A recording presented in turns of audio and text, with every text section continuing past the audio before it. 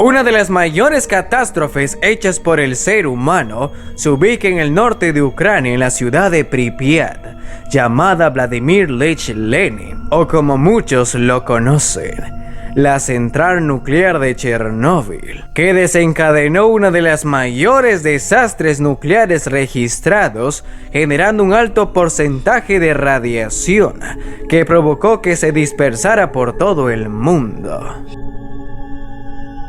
Dirigida por Viktor Bryukhanov en la década de 1970, gracias al consumismo soviético que buscaba aumentar el uso de la energía nuclear. En 1972 se inició la construcción de la central nuclear en Pripyat. Por su densa población y un fácil acceso a los recursos acuáticos, fue elegida por el Ministerio de Energía de la Unión Soviética, a 20 kilómetros de Chernóbil. Pripyat era considerado la ciudad del futuro, que contaba con todos los lujos que el gobierno soviético podría ofrecer, con una buena conexión de transporte y una población de 14.000 habitantes en ese tiempo.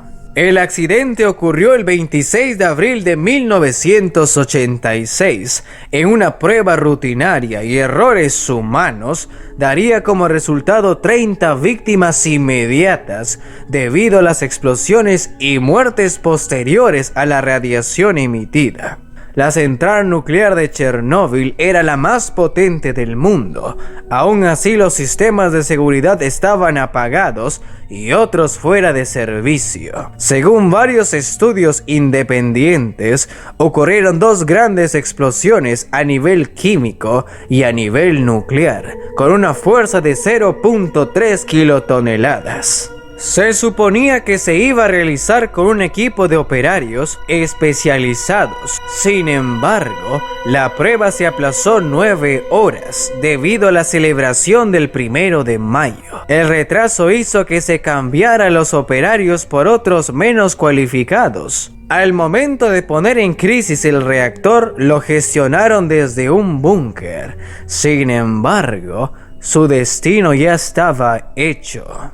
Las autoridades soviéticas no informaron a tiempo a los 50.000 habitantes ni les proporcionaron ningún medicamento contra la radiación. La evacuación se llevó a cabo un día después del accidente. Todos pensaban que iban a volver al cabo de 3 días, así que llevaron solo lo indispensable. Desafortunadamente, los animales no tuvieron la misma suerte. Para evitar cualquier contagio, se mandó a matar a todos los animales de la zona, y Pripyat pasó a ser una ciudad inhabitable hasta nuestros días. Entre las catástrofes habían 3 operarios que dieron su vida para salvar a millones de personas de algo mucho peor. Estoy hablando de Alexei Ananenko, Valery Tibespalov y Boris Baronov. Todos ellos se ofrecieron a sumergirse en aguas completamente radioactivas, a hallar las válvulas de escape, a abrir las esclusas,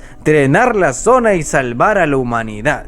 Si no lo hacían, se hubiese generado una explosión de vapor aún más compleja. Anteriormente, bomberos contribuyeron a sacar parte del agua y equipos que ayudaron a medir los niveles de radiación. El escuadrón suicida conocía las infraestructuras del lugar y los riesgos que debía correr en ese momento. Todas las tuberías estaban con una inscripción técnica que hacía más fácil su búsqueda. Uno de los temores más grandes de los liquidadores no era la posible muerte inmediata de estar en aguas radioactivas incompatibles con la vida, más que encontrar los tubos bloqueados e inutilizables. Aún con ese riesgo, se sumergieron y lograron su cometido. Salieron con altos niveles de radiación, pero aún vivos. Pasaron años y los dieron por muertos.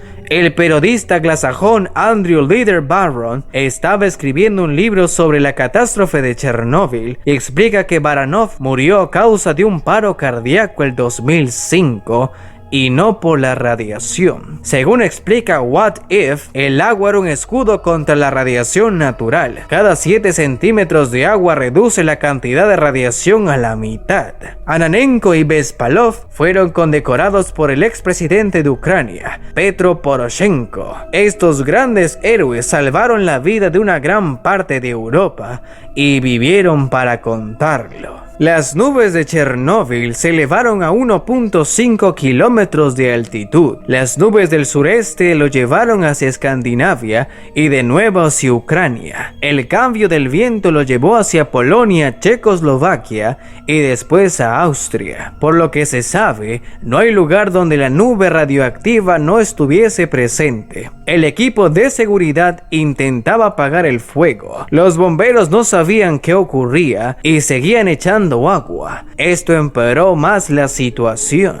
El fuego ardía a 800 grados y el agua se evaporaba al instante, generando más radiación y explosiones más pequeñas dentro de la central nuclear. Para evitar que el daño al medio ambiente continuara, se lanzaron 5.000 toneladas de boro, dolomita, arena, barro y de un compuesto de plomo por medio de los helicópteros que custodiaban la central. Después de varios intentos, se logró apagar el grafito y absorber los aerosoles radioactivos. Los países donde llegó a haber contaminación ambiental, como Ucrania y Belarus, evacuaron a la mitad del país. El yoduro evitó que la glándula tiroides absorba el yodo radioactivo. Es por eso que ocupó el papel más importante en los procesos de contaminación. En la actualidad, la ciudad sigue abandonada y solo es permitido el acceso a los trabajadores de la central, personas que vivieron ahí